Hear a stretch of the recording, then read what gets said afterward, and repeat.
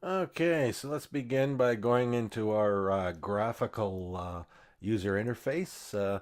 We'll enter curly brace, which will automatically force another one in place. We press the enter key, it drops us down a line, and now we have a list of all the fields we can use. So let's go straight into the view we've defined.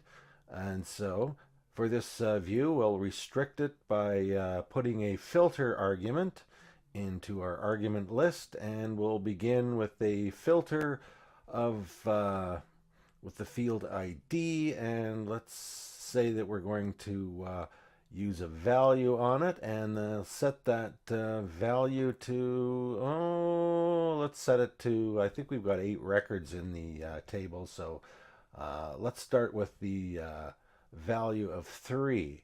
So from the results of that view, let's look at all the fields available.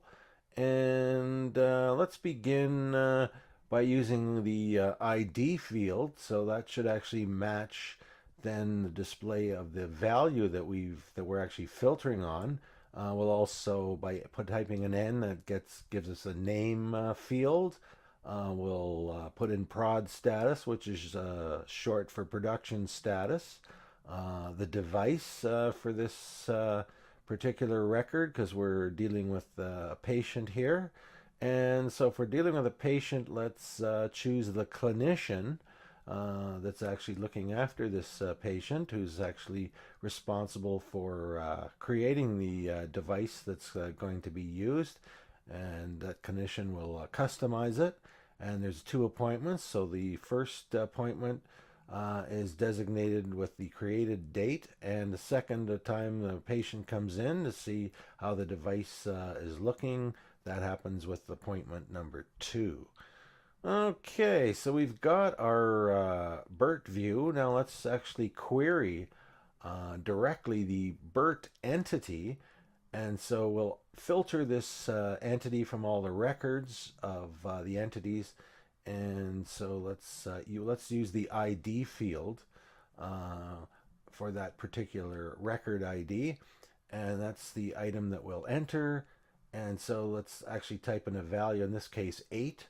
So that means we want to do 2 sets of displays in this single query. One is the BERT view, and so we're actually looking at a record that's been filtered down to an ID of 3, and in the second case, a direct query on the BERT entity with an ID of 8.